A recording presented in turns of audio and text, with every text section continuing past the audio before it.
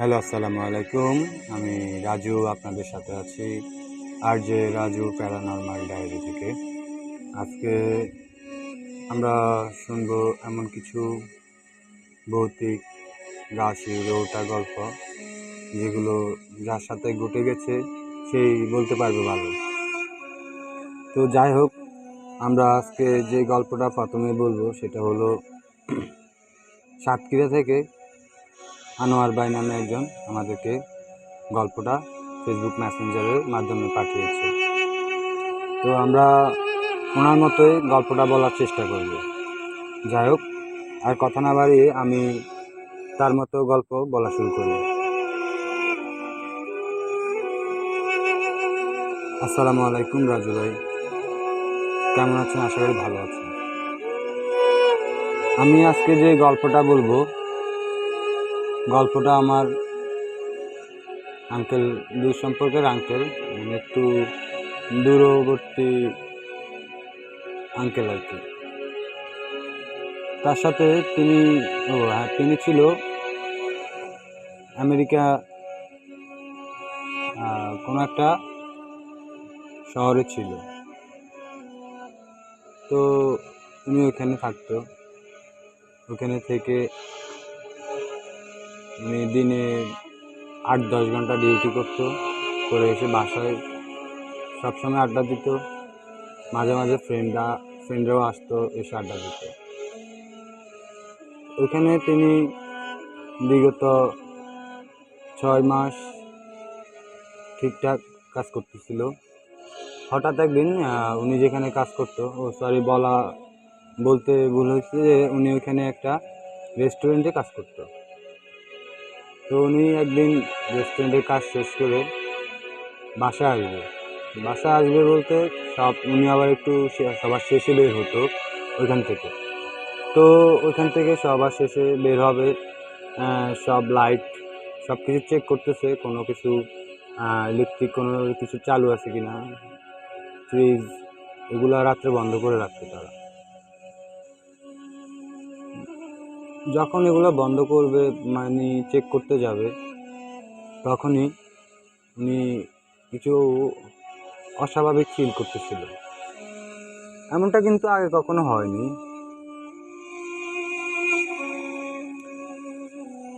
কি হলো, কিভাবে এগুলা উনি ভাবতেছে, এগুলো কি আসলে মানে এটা কি আসলে ছিল বা ছিল না। উনি দেখছে ওনার সামনে দিয়ে অনেক গতিতে একটা কালো ছায়া, অনেক গতিতে মুহূর্তের মধ্যে মানে ভ্যানিশ হয়ে গেছে। তো ওইখানে তিনি আর কিছু চিন্তা না করে বাকিগুলো চেক না করে বাসায় চলে যায়। বাসায় চলে গিয়ে ঘুমের জন্য প্রস্তুতি নেয়। খাওয়া দাওয়া তো রেস্টুরেন্ট থেকে করে গেছে। ঘুমানোর জন্য প্রস্তুতি নেবে, লাইট বন্ধ করে ফ্যান অন করে তিনি বিছানায় যখন শুইল, আচমকা মনে হলো যেন বাইরে কিছু একটা পড়ার শব্দ। বাইরে কি পড়বে? উনি হচ্ছে প্রায় 11 তলার উপরে, এত নিচ থেকে এত এই শব্দটা কিভাবে সম্ভব? এগুলো চিন্তা করতে করতে যাই হোক, উনি ওখানে আর বেশি না করে সকালে আবার ডিউটিতে যেতে হবে এইটা ভেবে ঘুমিয়ে গেছে। রাতে হঠাৎ তিনি ঘুমে ঘরে স্বপ্ন দেখে ওনাকে চারজন মানুষের মতো মনে হয় পাথর মারলে হয় তেমন। তিনি তো কিভাবে এগুলো সহ্য করতে পারতেছে না, দম বসতেছে, এমন নিঃশ্বাস নিতে পারে। তিনি আচমকা ঘুম থেকে উঠে যায়। তিনি এগুলো দেখতেছে স্বপ্ন। যখন দেখতেছে স্বপ্ন এগুলো, তিনি দম নিঃশ্বাস করতেছে এখন, কিন্তু পুরো শরীর এখনো কি পুরো কাঁপতেছে। তিনি মানে ভয়ে পুরো একাকার। মানে বসে থাকতে এমন টাইমে 5টা 5:30 এরকম তিনি আবার দেওয়ালে চালান দিয়ে মানে ঘুম থেকে উঠে যখন 9:30 মানে 7:30 যখন ঘুম থেকে উঠে ডিউটিতে অলমোস্ট 35 মিনিট লেট।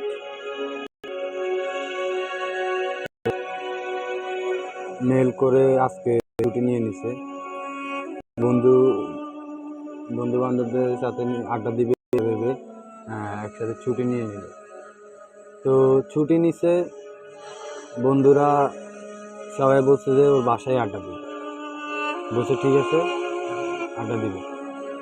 তো কথা বলতে বলতে তারা বাসায় যখন আড্ডা দিতেছে, কথা বলতে বলতে রাতের কথাগুলো সে বল, তার বন্ধুরা তেমন পাত্তা দেয় না, বলতেছে এগুলো হয়তো বা অনেক কাজ করিস, প্রেশার মানে অনেক প্রেশারের কারণে এগুলো হচ্ছে হ্যালুসিনেশন বলে তারা আর পাত্তা দিল না। কিন্তু সে তো এগুলা মানে তার সাথে এগুলো তো হয়েছে, সে তো এখন বুঝতেছে এগুলা কি বা কিসের আলামত এগুলো। তো ওদেরকে বুঝিয়ে বলতে না, কারণ কেউ এগুলো বিশ্বাস করবে না। তো সে আর এগুলো নিয়ে কথা বাড়াবাড়ি না করে ওর মতো করে ও মানে আমরা মজা করতেছে, আনন্দ করতেছে সবাই মিলে। রাতে তারা এখানে মোট 5টা বন্ধু ছিল। রাতে 4জন চলে গেছে, একজন থাকবে ওর সাথে, মানে একজন ওর সাথে থাকবে আজকে। এমনি মানে ও বাসায় যাবে না বা এরকম কিছু। যখন সে ঘুমাইতেছে, মানে এরা সবাই চলে যাওয়ার পরে ঘুমানোর সময় ওরা এমন কিছু ফিল করছে, মানে ঘুমাবে এমন টাইমে লাইট যখন অফ করছে, মনে হচ্ছে ঘরের মধ্যে অন্য কেউ হাঁটাহাঁটি করতেছে। হাঁটাহাঁটির শব্দটা তারা একদম স্পষ্ট ফিল করতেছে, অনুভব করতেছে যে কেউ ঘরের মধ্যে হাঁটতেছে। মানে ওরা দুজন। এখন তো সে নিজে এগুলো করে মানে মুখোমুখি হয়ে সে বুঝতেছে কি ও আসলে ঠিক আছে। ও দোস্ত, কিছু শুনছিস? সেগুলো তোদেরকে তো বললাম, তোরা বিশ্বাস করলি না। তো ওরা দুজন একজন একজনের হাত ধরে শুয়ে আছে। একটা সময় আর ওই শব্দগুলো আসে না। তার কিছুক্ষণ পরে তারা চিন্তা করতে করতে এগুলো ভাবতে ভাবতে ঘুমিয়ে পড়ে। ঘুমানোর মধ্যে আর তাদের সাথে তেমন কিছু হয় না। তবে সকালে ওই যে তার বন্ধুটা অনেক, ওর গায়ে অনেক জ্বর, 103 ক্রস করে গেছে। এখন সে বাকি বন্ধুদেরকে ফোন দেয়, ঘটনাগুলো বলে তাদেরকে, তারা মোটামুটি বিশ্বাস করে। তারপর তারা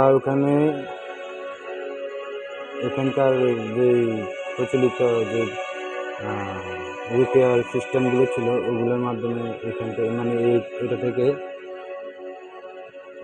কোনো রকম বাঁচতে পারে। ওদের সাথে আর এগুলো কখনো হয় না, এখনো হয় নাই। এই ছিল গল্পটা। আশা করি ভাই ভালো লাগবে। আমি আপনাকে ফার্স্ট টাইম আমার গল্প পাঠাচ্ছি। জানি আমার লেখা অনেক ভুল হয়েছে। আশা করি গুছিয়ে বলবেন। আসসালামু আলাইকুম ভাইয়া।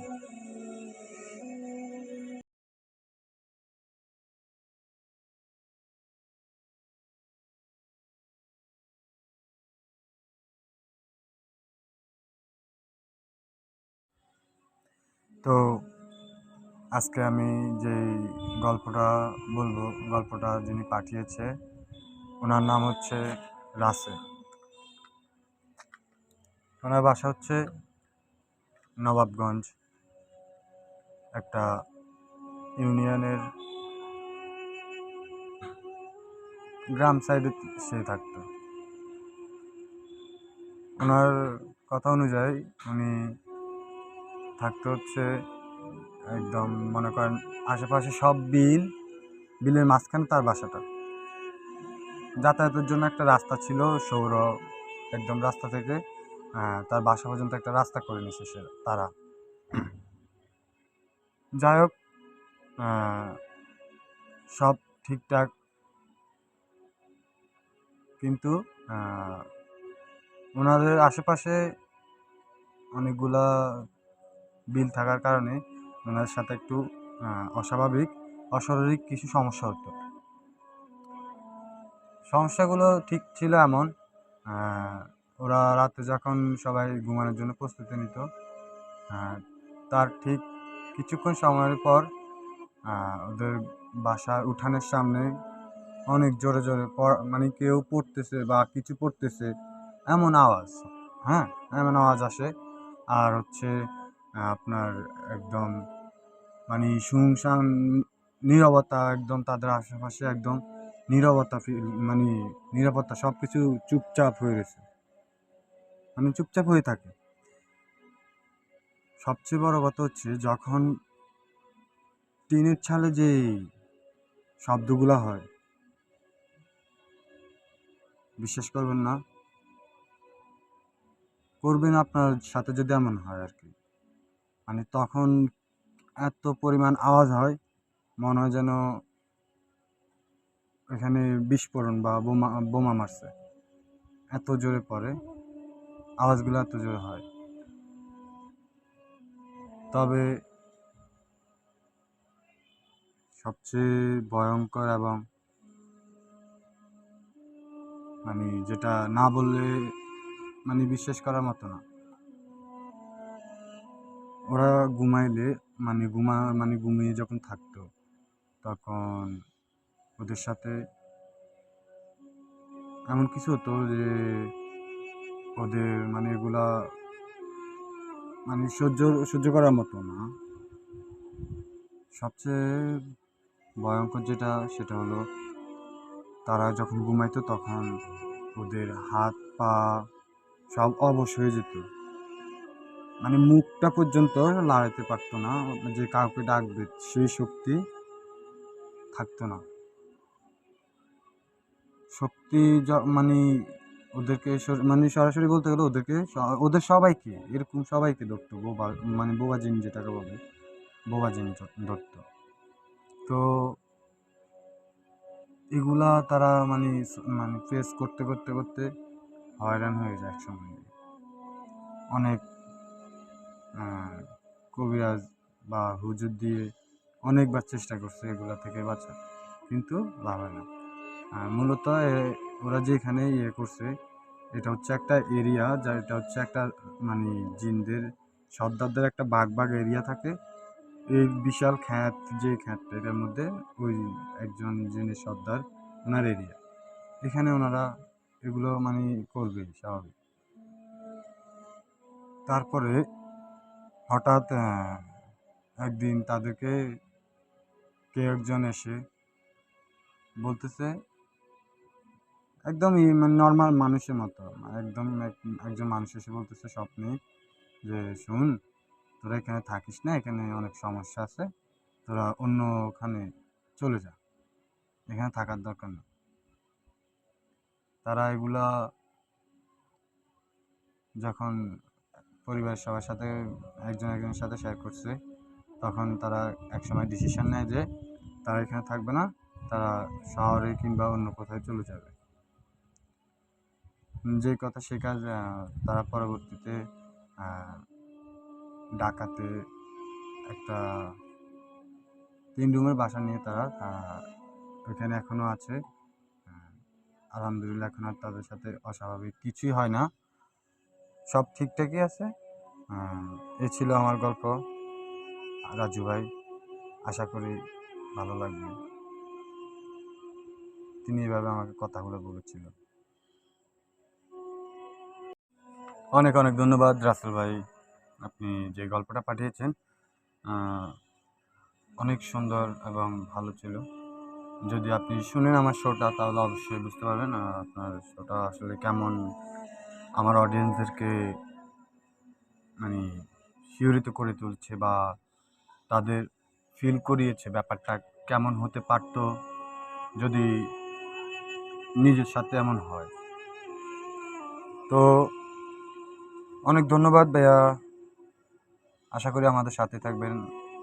আমার এই ছোট পরিবারটায় আপনি মেম্বার হিসাবে থাকবেন, আপনার কাছে এটাই কাম্য করি। আপনার বন্ধুবান্ধবদেরকে আমন্ত্রণ জানাবেন আমার এই ছোট পরিবারে। সর্বশেষে আসসালামু আলাইকুম রাসেল ভাই, ভালো থাকবেন। এখন আমরা চলে যাব আমাদের সেই যেই কালো জাদু মানুষের জীবনটাকে একদম নিঃশেষ করে দেয়, এমন একটা গল্পে যাব আজকে। এমন একটা কাহিনী এমন একজনের সাথে হয়ে গেছে যেটা সে এখনও প্লেস করতেছে, কিংবা এখনও তার সাথে এমন হয়, মাঝে মাঝে এমন হয়। কথা না বাড়িয়ে আমরা এখন সরাসরি ভাইয়ের গল্পটা পড়ে শোনাবো আপনাদেরকে। আসসালামু আলাইকুম রাজু ভাই, আশা করি আপনি ভালো আছেন। আমার লেখায় যদি কোনো ভুল হয় দয়া করে ক্ষমা দৃষ্টিতে দেখে গুছিয়ে পড়বেন। আমার বাসা লক্ষ্মীপুর জেলার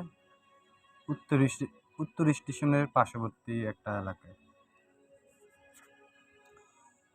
রাজু ভাই, আমি 2015 সালে আমার সাথে এমনটা হয়। আমি তখন বিয়ে করি নাই, তবে বাসায় মেয়ে দেখতেছিল। আমি একটু অন্যরকম মানুষের সাথে মিলামেশা করতাম। যেমনটা মনে করেন খারাপ জগৎ বললেও পারেন, যেমন জায়গায় জায়গায় গ্যাঞ্জাম, নেশা পানি করে, এমন মানুষদের সাথে চলাফেরা আমার থাকতো।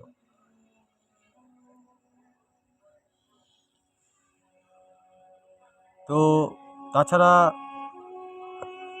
আমার সাথে যে ঘটনাটা ঘটে এটা শুরু হয়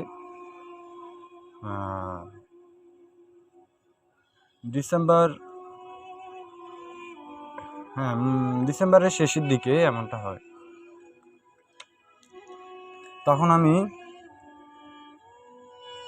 ভালো একটা পজিশনে ছিলাম। পজিশনটা হচ্ছে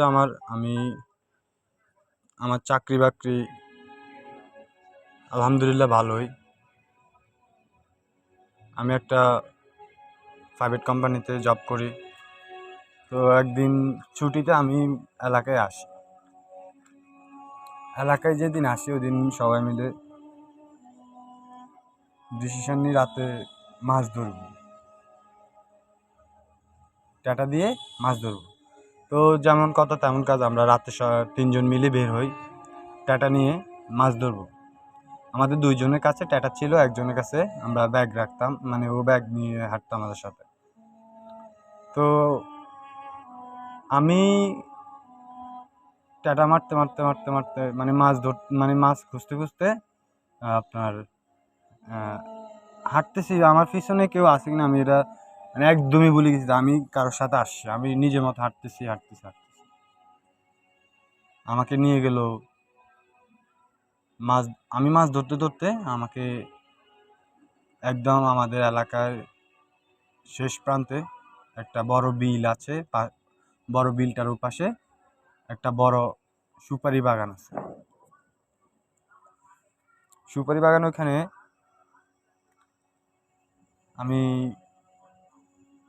সুপারি বাগানের ভিতরে একটা বড় পুকুরও আছে। তো পুকুরটাতে আমি যখন লাইটের আলো মারি দেখতেছি অনেক বড় একটা গজার মাছটা আমি আপনাদেরকে কিভাবে বিবরণ দিব। মাথাটা এমন একটা এমন বড় ছিল, এত বড় ছিল যে একটা মানুষের মাথা এর থেকেও ছোট হয়। আমি এত কিছু না ভেবে ডাইরেক্ট ট্যাটাটা ওর মাথায় মারি, কিন্তু আমি কিন্তু দেখছি যে আমার ট্যাটাটা ডিরেক্ট ওর মাথায় পড়তেছে, কিন্তু অস্বাভাবিক যেটা সেটা হলো ট্যাটায় মাছ বাজে, ট্যাটাটা গিয়ে পড়ছে একটা গাছের গোড়ায় পড়ছে। গাছের গোড়ায় পড়ে পর আমি টেনে নিয়ে আসি, মানে ছুটায় নিয়ে আসি। তারপরে আমি অন্যদিকে যাই, দেখি সেম আর একটা গজার মাছ, আগেরটার থেকে একটু ছোট, হ্যাঁ আগেরটার থেকে একটু ছোট, ওটাকেও আমি টার্গেট করে মারি,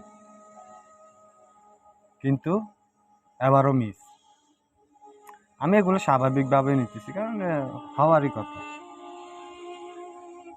এত কিছুর পরে যখন আমি পিছনে তাকাই, এখন গিয়ে আমার মনে পড়ে আমার সাথে মানে আমার সাথে যে ফ্রেন্ডরা আসছে ওরা নাই, ওরা কোথায় গেল তাহলে, আমি বা কোথায় আসলাম? এত কিছু ভেবে শুনে আমি ভেবে ভেবে এবার কোন দিকে গেলে আমি ওদেরকে পাবো ওটা ভাবতেছি, আর হাঁটতেছি। হাঁটতে হাঁটতে আমি চলে আসি বিলের মাঝখানে। হঠাৎ করে আমি যেখান থেকে আসি সেখান থেকে আমার ওই বন্ধুরা আমাকে ডাক দেয়। আমি তো ওখান থেকে আসলাম, ওদের কত খুঁজলাম ওখানে, তাহলে আমি দেখি নাই নাকি আমার দেখায় বলছিল? এগুলা চিন্তা করতে করতে আমি কেমন কেমন যেন ওদের কথায় সায় দিয়ে আবার পিছনে ব্যাক করলাম, ওদের কাছে গেলাম। ওরা যখন আমার থেকে 5-6 ফিট দূরে, তখন তারা উল্টা ঘুরে হাঁটতে শুরু করে।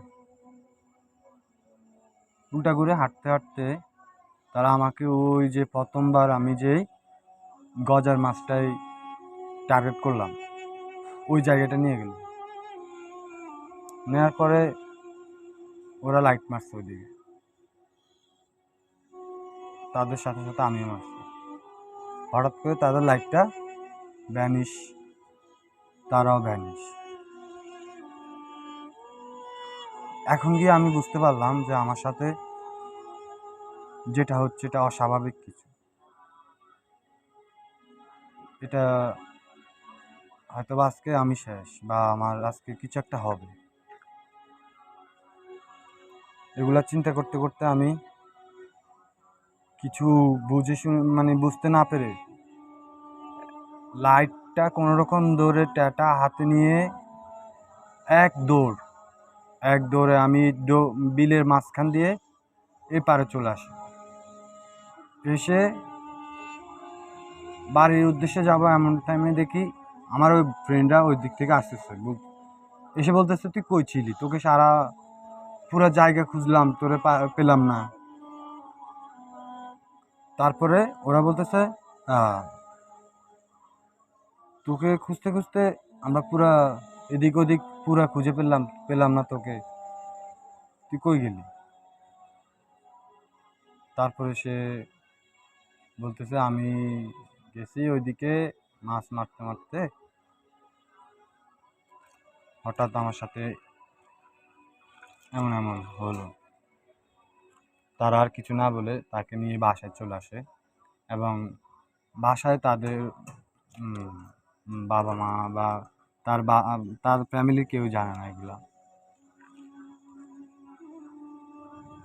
যাই হোক,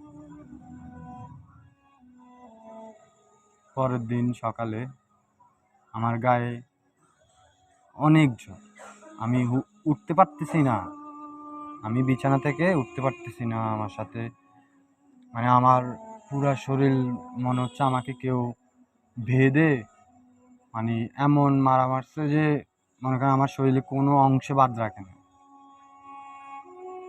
তারপরে আমার ফ্যামিলি আমাকে জিজ্ঞেস করতেছে কি হয়েছে তোর, পরে গায়ে হাত দিয়ে দেখে আমার গায়ে জ্বর দেখে তারপরে তারা আমাকে ডাক্তারের কাছে নিয়ে যায়। ডাক্তারে নর্মালি যে ওষুধগুলা জ্বরের প্যারাসিটামল এবং কি 3টা অ্যান্টিবায়োটিক দিয়েছে। দেওয়ার পরে আমি খাওয়ার পরে আমার হালকা একটু শরীরটা ভালো লাগতে শুরু করে। ভালো লাগাটা বেশিক্ষণ আর থাকলো না। হঠাৎ করে আমার ফ্যামিলি লক্ষ্য করে আমার মধ্যে অস্বাভাবিক কিছু আচরণ দেখা যাইতেছে। এগুলোর পরে আমার ফ্যামিলি একটু ধার্মিক টাইপের, ওনারা বুঝতে পারছে যে আমার সাথে কি হচ্ছে। আগের দিন রাতে মাছ ধরতে গেছিলাম, আর গ্রাম অঞ্চলে এগুলা সবসময় হয়ে আসতেছে। এগুলা ওনাদের সব চোখের দেখা। তো যাই হোক, ওনারা বুঝতে পেরে আমাকে নিয়ে গেল আমাদের মসজিদের হুজুরের কাছে। হুজুর দেখে বলতেছে, দেখেন আমি ঝাড়ফুঁক করে দিতে পারি, তবে ওর সাথে যে সমস্যাটা আছে এটা আমার পক্ষে সম্ভব না, এটা সলভ করা, ওনাকে সুস্থ করা আমার পক্ষে সম্ভব না। এগুলো আপনারা ভালোভাবে কোনো কবিরাজ বা তান্ত্রিক দিয়ে করান, ওনারা পারবে এগুলা। আমার বাবা মা এখন তান্ত্রিক খুঁজতেছে, কোথায় কোথায় না গিয়েছে তান্ত্রিকের জন্য। তারপরে একদিন চট্টগ্রাম থেকে একজন তান্ত্রিককে খুঁজে পায়। তো ওনার কাছে আমরা যেতে হবে, তো আমরা, দিনটা শনিবার ছিল, ওই দিন রওনা দিই। সকাল 9টা আমরা চট্টগ্রামের গাড়িতে উঠি। বিকাল 4টার মধ্যে আমাদেরকে আমাদের গন্তব্যে পৌঁছে দেয়। ওখান থেকে আমরা গাড়ি নিয়ে রওনা দিই। এখান থেকে যেতে যেতে আমাদের সন্ধ্যা হয়ে যায় তান্ত্রিকের বাসা পর্যন্ত যেতে। তারপরে আমরা তান্ত্রিকের বাসায় গিয়ে একটু রেস্ট নিই। উনি বলছে যে মাগরিবের পর উনি একটা আসন বসাবে। তো যেমন কথা তেমন কাজ, মাগরিবের পরে তিনি আসন বসায়। একটা সার্কুলারের মধ্যে মোমবাতি দিয়ে সাজিয়ে, মাঝখানে আর কি দিছে আমার সরঞ্জাম, জাদুর বা রিচুয়াল যেটাই বলেন। তো উনি যখন এগুলা রিচুয়ালটা চালু করে, তখন আমার মধ্যে নাকি এমন একটা শক্তি চলে আসে, যে শক্তিটা সাধারণত অন্য জগতের শক্তি। আমি আমার মধ্যে ছিলাম না, আমার মধ্যে অন্য কেউ ওই সময়। তখন আমার ফ্যামিলি আমাকে বলছে যেভাবে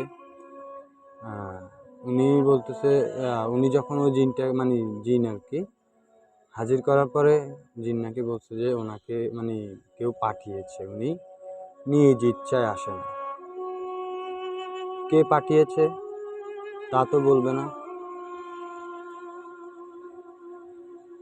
বলতেছে আমরা যেহেতু ওর কাছে এসেছি, আমাকে পাঠিয়েছে, আমরা ওকে নিয়েই যাব, ওকে রেখে যাব না। তারপরে তান্ত্রিক বলতেছে, শুন, তোরা কার হাতে কার সামনে আছিস বা হয়তো বা ধারণা নেই তোদের। তখন জিন বলতেছে, দেখুন, আমি আপনার সম্পর্কে ভালোভাবে জানি, কিন্তু আপনি বোঝার চেষ্টা করেন। আমরা একজনের দ্বারা চলিত। আমি যদি না করি কাজটা, তাহলে হয়তোবা আমাকে বাঁচতে দিবে না, বা আমাকে বন্দি করে রাখবে, বা আমাকে সারা জীবনের জন্য আমাকে বন্দি করে দেবে। তাই আমি বলি, আপনি আমাকে বাধা দিবেন না। জিনটার কথা শুনে তান্ত্রিক বলতেছে, না, তুমি নিরীহ মানুষটাকে মেরে ফেলবে তোমার নিজের জীবন বাঁচানোর জন্য। তা আমি কিভাবে মেনে নিব? তোমাকে কি আমি বন্দি করতে পারি না? আমি তোমাকে আজাদ করে দিব। তুমি এই ছেলেটাকে ছেড়ে দাও। ছেলেটার ফ্যামিলি, একমাত্র ছেলেও, ওকে ছেড়ে তুমি তোমার মতো চলে যাও। আমি তোমাকে আজাদ করার প্রতিজ্ঞাবদ্ধ। এগুলোর পরে তান্ত্রিকের কথা শুনে জিন সায় দেয়, বলে আচ্ছা ঠিক আছে, তবে আমি আর কোনো ক্ষতি করব না, তবে ওর সাথে যে এমনটা হবে না তার গ্যারান্টি আমি দিতে পারি না। কারণ ওর পরিচিত, ওর শত্রু হতে পারে, ওর আত্মীয় হতে পারে। শত্রু না হলে এমন কাজ করবে না। ওর খুব পরিচিত কেউ ওকে দুনিয়াতে রাখতে চায় না। আমি যাওয়ার পরে ওর ক্ষতি হবে না এমনটার গ্যারান্টি কিন্তু আমি দিতে পারি না। এগুলো শুনে তান্ত্রিক বলে, ওগুলো আমি দেখে নিব, পরেগুলো আমি দেখে নিব। তুমি এখন ওকে ছেড়ে দাও, ওর সাথে আর আসবা না, ওকে ডিস্টার্ব করবা না। যদি এমনটা তোমার দ্বারা হয়, তাহলে তোমার কপালে খারাপ আছে। তারপর জিনটা আমাকে ছেড়ে দেয়। আমি ঘুরে পড়ে একদম নাজেহাল, আমার কোনো হুঁশ নাই। আমাকে নিয়ে আসে, রেস্ট 2-3 ঘন্টা রেস্ট করার পর আমার জ্ঞান আসে। জ্ঞান আসার পরে আমাকে সব আমার সাথে কিছু তাবিজ দিয়ে দেয়। এগুলো নিয়ে আমরা পরে ওইখান থেকে চলে আসি, কবিরাজকে ধন্যবাদ দিয়ে। তারপরে আমার সাথে বিগত 6-7 মাস এমনটা হয় না। আমার কোনো বাজে স্বপ্ন নেই, বা কোনো রকম কোনো কিছু নেই। একদম আমি সুস্থ, স্বাভাবিকভাবে চলতেছে। হঠাৎ করে একদিন দিনের বেলায় 2টা থেকে 2:30, মধ্য দুপুর বা বিকেলের আগ বলা যায়, আমি ঘুমাচ্ছিলাম। ওই সময় দেখতেছি আমার পায়ের পাশে একটা অবয়ব, লম্বায় 7 ফিট 8 ফিট, মুখটা দেখা যাচ্ছে না, একটা সাদা কাপড়ে মোড়ানো। মোড়ানো বলতে না, ওই যে হুজুর যারা ওনারা দেয় যে দেখবেন একদম মুখটা দেখা যায় না, সাদা কাপড় দিয়ে রাখে, ওইভাবে। তারপরে আমার ডান পাশ দিয়ে এসে আমার সামনে এসে দাঁড়ায়, বলতেছে, তোর সাথে খুব খারাপ হবে, তোর সাথে খুব খারাপ হবে। আমি এগুলোর জন্য কোনো দায় না, আমাকে করাচ্ছে। তুই অনেক ভালো ছেলে, আমি এই জন্য তোর সাথে কথা বলতেছি, না হলে তোকে আমি আগে শেষ করে দিতাম। এখন তুই কিভাবে এই ফ্যামিলিতে এতদিন আছিস, তোকে যেভাবে মারার প্ল্যানিং করছে বা চক্র করছে, এগুলো তুই তো আরো আগে দুনিয়া ত্যাগ করার কথা ছিল।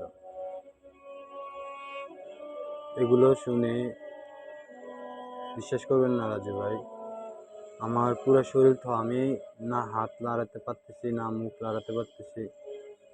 না কিছু, জাস্ট আমার নিঃশ্বাস আপ ডাউন করতেছে, আপ ডাউন করতেছে এত স্পিডে। আমার কাছে মনে হয়েছিল আমার হার্টবিটটা 80-90 স্পিডে চলতেছে। আমার নিঃশ্বাস এত ঘন ঘন আসছে যাইতেছে। আমি হাত পা লাগাইতে পারতেছি না, কাউকে ডাকতে পারতেছি না, ডানে বামে তাকাইতে পারতেছি না। হঠাৎ করে আমার ছোট বোন আমাকে বলে যে ভাইয়া আম্মু ডাকতেছে।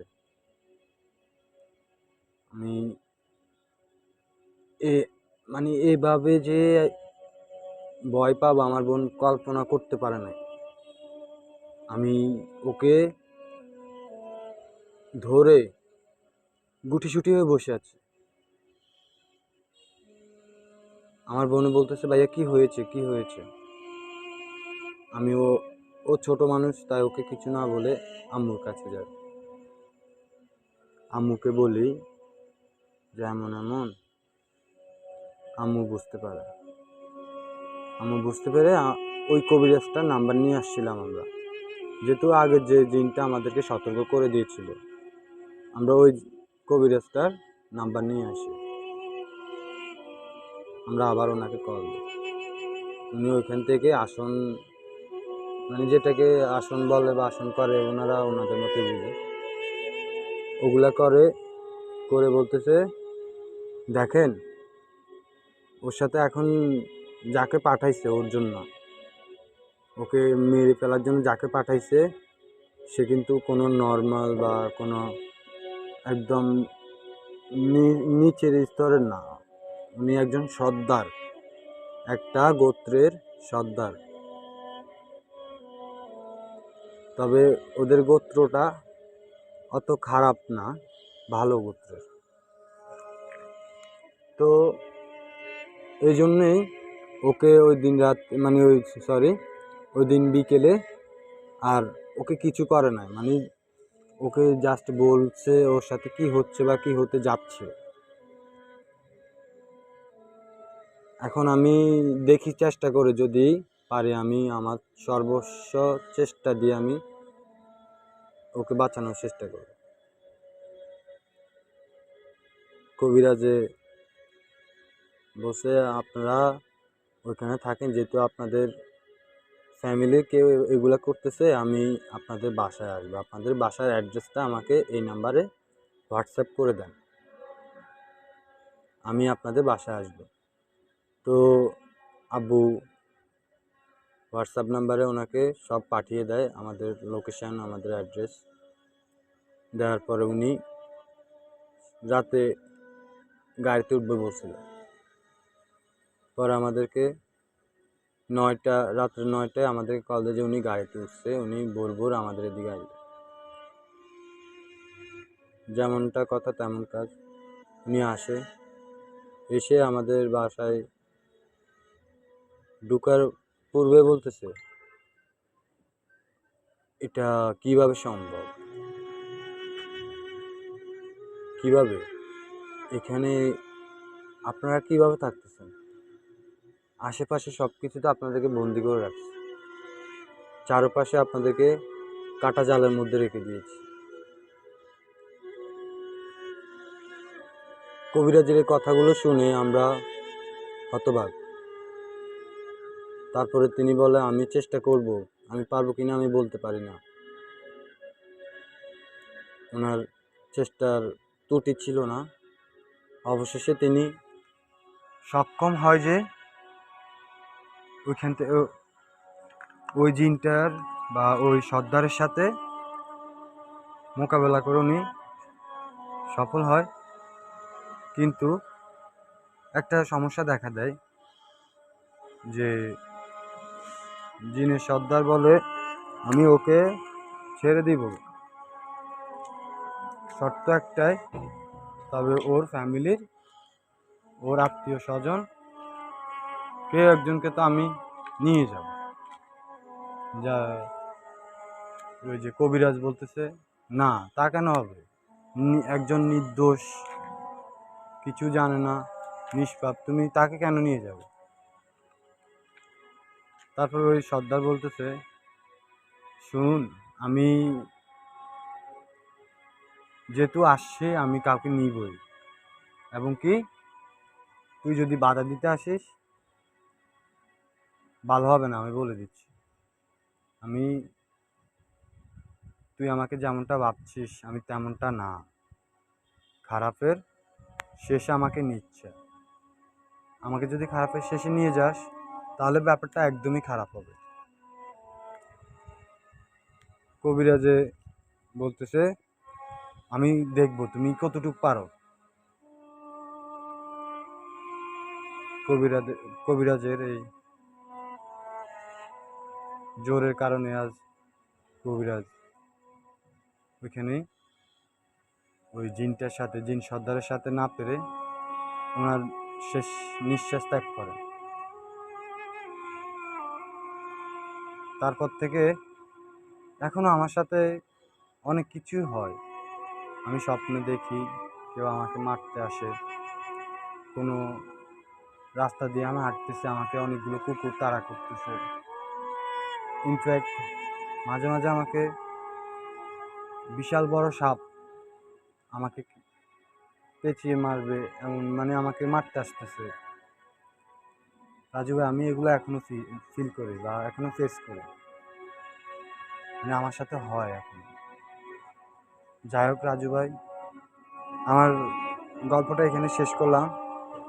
যদিও আমার ফ্যামিলিতে, আমার আশেপাশে এমন অনেক গল্পই আছে, আমি ইনশাল্লাহ আপনার সাথে শেয়ার করব। আপনার গল্পটা বলতে পেরে, আমার সাথে হয়ে যাওয়া গল্পটা বলে আমার অনেক ভালো লাগতেছে। আশা করি ভালো থাকবেন ভাই। আসসালামু আলাইকুম। আবারও বলতেছি, ভুল হলে ক্ষমা দৃষ্টিতে দেখবেন। গল্পটা আসলে অ্যাকচুয়ালি আমার না, এটা আমার শোনায় আর কি। ঘটনা সত্য কতটুকু মিথ্যা এটা আমি আসলে নিজে ভেরিফাই করে দিতে পারবো না। আসলে যার সাথে ঘটছে সে আমার যেভাবে বলছে আমি সেভাবে বলবো। এবার সত্য মিথ্যা সে আমার কী বলছে আমি আসলে জানি না। আর না ঘটলে মানুষ এসব বানিয়েও বলে না। তো আমার কাছে যেভাবে বলছে আমি সেভাবে গল্পটা বলি। তো একসাথে তারা পাঁচ পাঁচজন বন্ধু ছিল আর কি। ছদ্মনাম ব্যবহার করতেছি। শিমুল, বকুল, তারপরে পারুল, এরপর জয়, তারপর যে আরেকজনের নাম ছিল সম্ভবত আপনার ওই, আমরা মনে করি আর কি, ধরেন হৃদয় বা রাহুল, রাহুল ধরে।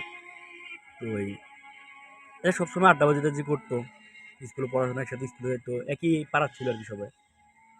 তো স্কুলে পড়াশোনা করতে, স্কুলে একসাথে থাকতো, মানে খেলাধুলো একসাথেই করতো, তারা আড্ডাবাজি একসাথেই দিত।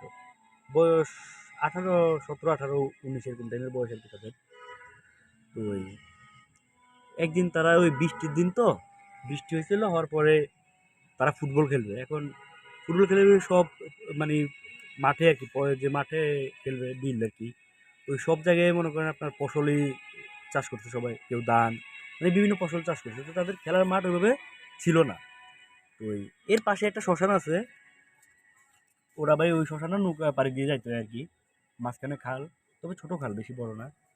আর ওপার হচ্ছে শ্মশান, মানে ওটা হচ্ছে, ওপারটা হচ্ছে টোটাল হিন্দু পাড়া আর কি। খালের ওপার হিন্দু পাড়া, এই পারে সব মুসলিম থাকে। তো এখন তারা সিদ্ধান্ত নিল যে যেহেতু বৃষ্টি হচ্ছে, তাদের আরো 10-12 জন অ্যাড করে তারা এলাকার পোলাপান হয়ে একসাথে ফুটবল খেলতে যাবে। ওই নৌকা দিয়ে ওপার যাবে, খালের ওপারে যাবে। তো ভালো কথা, যে কথা সে কাজ। প্রায় 3টা, 3:30টার দিকে সবাই, তখন বলা যায় দুপুর শেষে আর কি, পরন্তু বিকেল আসবে এরকম একটা টাইম। তো সবাই মিলে আপনার নৌকা দিয়ে ওপারে, খালের ওপারে গেল, মানে শ্মশানে গেল আর কি। শ্মশানে বললে ভুল হবে, পাশেই শ্মশান। শ্মশানের এখানে একটা মাঠ আছে, তারা খেলবে ফুটবল। তো খেলা খেলতে খেলতে খেলতে খেলতে এমন এক পর্যায়ে বলটা আপনার ডাইরেক্ট শ্মশানের দিকে চলে গেছে। জোরে একটা শুট মারছিল তাদের একজন, বলটা শ্মশানের দিকে চলে গেছে আর কি, শ্মশানের পাশাপাশি। তো যাওয়ার পরে শিমুল কি করলো, নিজে একা বলটা আনতে গেল আর কি। তো বল আনতে গিয়ে হুট করে শিমুলের পায়ের মধ্যে কিছু একটা ফুটছে আর কি, মানে ও সম্ভবত ভাবছে যে কাচের বোতলটা দিলে এরকম একটা কাজ জাতীয় কিছু ঢুকে, পাটা বহুত খানি কাটা গেছে, মানে রক্ত দেখলো আর কি। দেখে নিচে দেখি যে একটা হাড়, মানে একটা হাড়ের টুকরা আর কি। তো ওই মানুষের শরীরে হাড় আর কি। টুকরাটা পেলো মানে বল নিয়ে সাইডে খেয়াল করতে দেখলো যে আপনার ওখান দিয়ে আগুন জ্বলতেছে। মানে এরকম একটা ধারণা করা যায় যে ওখানে হয়তো বা বৃষ্টির আগ মুহূর্তে কারো লাশ পড়া দিছে। মানে এরকম একটা ধারণা করা যায়, নাহলে তো এই বৃষ্টির দিনে এইভাবে আগুনের ধোঁয়া ওঠার কথাই না। তো ও কিছু না ভেবে পট্টি দিয়ে মানে পাটা বেঁধে ওখান থেকে মাঠে গেছে। মাঠে গিয়ে ও আর খেলে না, ও মাঠের সাইডে বসেছিল, ওরা খেলতেছিল। তো ওর শরীরটা আসলে সম্ভবত শরীর থেকে অনেক রক্ত বের হওয়ার কারণে শরীরটা একটু দুর্বলে রাখতেছিল। তো ওই খেলাধুলা শেষ করে সবাই ওরে নিয়ে চলে গেছে আর কি বাড়ির দিকে, ওরা বাসায় নিয়ে পৌঁছে দিয়েছে। তো তখনকার অনেক আগের ঘটনা, তো ব্যান্ডেজ ট্যান্ডেজ করে না, ওই জাস্ট কোনোরকম পরিষ্কার করে পাতা টাতা দিয়ে ওই যেভাবে করা দরকার আর কি, ওই এটা সাফ করে কোনো রকম ভাবে পট্টি বাইরে দিয়েছে আর কি রাত্রে আবার। তো দেওয়ার পরে রাত বলা যাবে না আসলে, মানে রাত আনুমানিক টাইমটা আসলে হিসেব করা যাবে না, কারণ তখন ঘড়িও ছিল না তাদের ঘরে। মানে অনুমান করা যায় যে রাতে 2টা 3টার দিকে এরকম টাইমটা আর কি। বৃষ্টি কিন্তু এখনো হচ্ছে হালকা হালকা, ওই যে যে বৃষ্টি শুরু হয়েছিল ঘুরি ঘুরি বৃষ্টি, তো তৎকালীন সময় থেকে একটু কম। ঘুরি ঘুরি বৃষ্টি পড়তেছে, টিনের চালে ফোঁটা পড়তেছে, শব্দ হচ্ছে পুরো। বাইরে তো পুরো অন্ধকার, রুমের ভিতরে পুরো অন্ধকার। হুট করে কেউ একজন দরজা ধাক্কা দিল, রায়হান রায়হান দরজাটা খোল। ও সরি, যার ঘটনা তার নাম হচ্ছে রায়হান আর কি। বলে যে রায়হান রায়হান দরজাটা খোল, আমি তোর বন্ধু শিমুল। এত রাত্রে শিমুল, ও প্রথম ভাবতেছিল যে আসলে কিছু না কিছু। চুপ করে বলে যে কে? শিমুল তুই এত রাইতে? কোনো কথা নেই। কিছুক্ষণ গেল, 2-3 মিনিট সময় গেল, আবার সেম দুইবার দরজাটা মানে ধাক্কা দিয়ে, রায়হান রায়হান দরজাটা খোল, আমি তোর বন্ধু শিমুল, বাইরে অনেক বৃষ্টি হচ্ছে, দরজাটা খোল। কথা বলে চুপ হয়ে গেছে। এরপরে বলে যে কে কে? কোনো কথা নেই। এবার রায়হান মনে হালকা হালকা সাহস নিয়ে উঠলো, উঠে দরজাটা খুললো। খুলে দেখে যে রায়হান, মানে যে ওরে ডাক দিচ্ছে আর কি, শিমুল। শিমুল ঘর থেকে একটু দূরে, মানে 2-3 হাত দূরে, মানে ওর ওর পিছন, মানে ও দেখতেছে শিমুলের পিছন সাইড আর কি, পিছন সাইডটা দেখতেছে। মানে ও হচ্ছে যাওয়ার পথে আর কি, শিমুল যাওয়ার পথে এরকম একটা ভঙ্গি নিয়ে দাঁড়ায় গেছে। এখন রায়হান দরজার সামনে আসার সাথে সাথে শিমুল হাঁটা শুরু করছে উল্টো দিকে। এখন রায়হানও কিভাবে ওর পিছন পিছন হাঁটতেছে, কিরে বন্ধু কোথায় যাস, দাঁড়া দাঁড়া, কেন আসছিস এত রাতে, আবার চলে এবার যাস কেন? তখন এই করতে করতে এবার রায়হানও কোনো কথা না বলে নিঃশব্দে হাঁটতেছে শিমুলের পিছনে পিছনে। হাঁটতে হাঁটতে হাঁটতে হাঁটতে ওই যে যে খালটা, যেখান দিয়ে মানে ওরা খাল পার হয়ে ওই শ্মশান ঘাটের ওখানে খেলতে গেছিল, ওই খালের ওখানে চাঁদনি রাত কিন্তু পুরো সব কিন্তু স্পষ্ট দেখা যাচ্ছে। আকাশে গোল থালার মতো চাঁদ, পুরো মানে সব কিছু ক্লিয়ারলি দেখা যাচ্ছে। ওই যে নৌকার সামনে যায় রায়হানে, শিমুল নৌকাতে উঠছে, আর রায়হান হচ্ছে ওর পিছনে। এখন ও রায়হানও কিছু না বলে সোজা গিয়ে নৌকাতে উঠছে। তারা ওই রশি ধরে ধরে খালের উপর চলে গেছে। বইটা তো না, খালের এপার থেকে ওপার আসা যাওয়ার জন্য একটা রশি দেওয়া আছে। এখন মনে করেন ওই রশি ধরে ধরে তারা ওপারে গেল, যাওয়ার পরে ওই যে যেখানে ওর পায়ে মানে পাচ্ছিল, এই মাঠের উপর দিয়ে যাচ্ছে আপনার ওই জায়গাটাতে। হুট করে ওখানে যাওয়ার সাথে সাথে এতক্ষণ তো ছিল আপনার চাঁদ রাত পুরা, হুট করে আকাশে মেঘ জমে গেছে। মানে চাঁদের আলোটা এখন আর পুরোপুরি পড়ছে না, একটু অন্ধকার হয়ে গেছে, মানে পুরো অন্ধকার না, একটু অন্ধকার বলা যায়। তো হওয়ার পরে এখন হুট করে ওই যে যে ছেলেটা, মানে শিমুল যে ডাক দিছিল, ও ওই যে যেখানে ওর পায়ে হার পাচ্ছে, মানে যেখানে ওই চিতারা পড়াইছিল আর কি, ওখানে কি দাঁড়ায় এবার রায়হানের দিকে ফিরলো। শিমুল রায়হানের দিকে ফেরার পরে দেখে যে ও মা, এ তো রায়হান না, এ হচ্ছে একটা মেয়ে, চুল বড় বড় একটা মেয়ে, মানে সাদা কাপড় পুরো দাঁড়ায় আছে। মানে দূর থেকে একটু মেয়েটা একটু কালোই বলা যায়, তবে দাঁতগুলো সাদা, খুব স্পষ্ট দেখা যাচ্ছে। আর সাদা জামা তো একটু ভালোই দেখা যাচ্ছিল। এটা দেখে তো রায়হান পুরো মানে ভয়ে পুরো ভীত হয়ে গেছে। এখন ওর একটু মানে মানে ও একটা ঘোরের মধ্যে আছে, মানে আস্তে আস্তে ওই মেয়ের দিকে যাচ্ছে আর কি, আগাচ্ছে আগাচ্ছে আগাচ্ছে। এমনটা হুট করে পিছন থেকে কেউ একজন মানে রায়হানকে ধরে ফেলছে। ধরার পরে একটা চিকুর দিয়ে রায়হান ওখানে মানে পুরো অজ্ঞান। অজ্ঞান হওয়ার পরে এরপরে তার বাপ, মানে তার বাবা নৌকা দিয়ে আস্তে আস্তে নিয়ে গেছে বাড়ির দিকে। নেওয়ার পরে এরপরে ওদিন রাত্রে রায়হানের হুঁশ ফিরে নেয়। এরপরের দিন হুঁশ ফেরার পর তাই জিজ্ঞেস করলে সে বলে যে এই ঘটনা। তো এই রায়হানের বাবা বললো যে আমি তো এখানে কাউকে দেখি না, আমি দেখছি তুই দরজা খুলে সোজা হাঁটতেছিস, ওই যে হাঁটতে হাঁটতে নৌকা ভাইয়ে গেলি, আমি তো পিছন পিছন দেখলাম।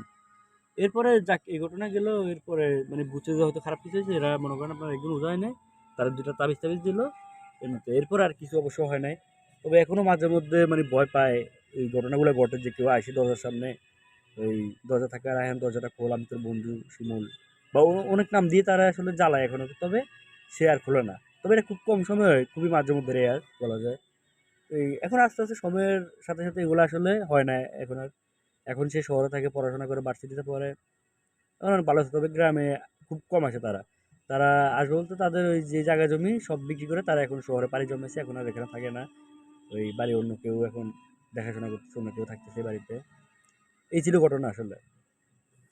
আশা করি আপনাদের ভালো লেগেছে। আসসালামু আলাইকুম রাজু ভাই, আপনার ভূতের ফ্যামিলির সাথে আমি এসেছি। আমার জীবনে প্লাস আমার ফ্যামিলির জীবনে অনেক ঘটনা আছে ভূতের।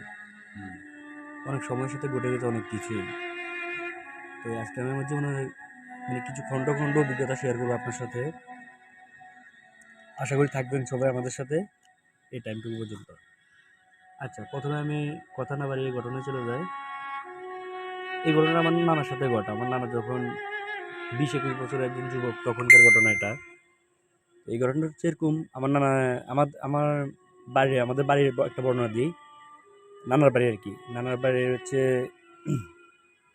পিছন দিয়ে একটা খাল আছে, খালের এখান দিয়ে বাঁশঝাড় আছে, প্লাস হচ্ছে খালের এপার হচ্ছে দোকান, মানে খালের এপার থেকে দেখা যায় নানাদের বাড়িটা। তবে বাঁশঝাড়ের জন্য কিছুটা দেখা যায়, এরকম অবস্থা আর কি, পুরো বাড়ি দেখা যায় না বাঁশঝাড়ের জন্য। তো এই আমার নানা থাকতো মূলত ঢাকায়, ঢাকায় থাকতো। তো এই একদিন ঈদের ছুটিতে আর কি নানা ঢাকা থেকে বাড়িতে আসবে এরকম। তো আস্তে আস্তে প্রায় রাতে 2টা-2:30 বেজে গেছে। তো ওই যে রোডটা দিয়ে, দোকানে যে রোডের বর্ণনা দিলাম, সেই রোড দিয়ে নানা যখন যাচ্ছে, একটু সামনে কিন্তু ওই যে খালটা, যেখান থেকে আমাদের নানুদের বাড়িটা প্লাস হচ্ছে আপনার ওই বাজারটা দেখা যায় আর কি। তো এই নানা ওর থেকে প্রায় 10-15 মিনিট দূরে। তো এমন সময় দেখতেছি যে ওখানে একবার একটা কালভেট আছে, মানে খালের পানি যাওয়ার জন্য একটা কালভেট আছে। ওই কালভেটের সাইডেই মনে করেন একটা মাঝবয়সী মেয়ে, মানে দূর থেকে নানা অতটা ভালো বুঝতে পারে না, মাঝবয়সী একটা মেয়ে লাল শাড়ি পরে মনে করেন আপনার ওখানে বসে আছে।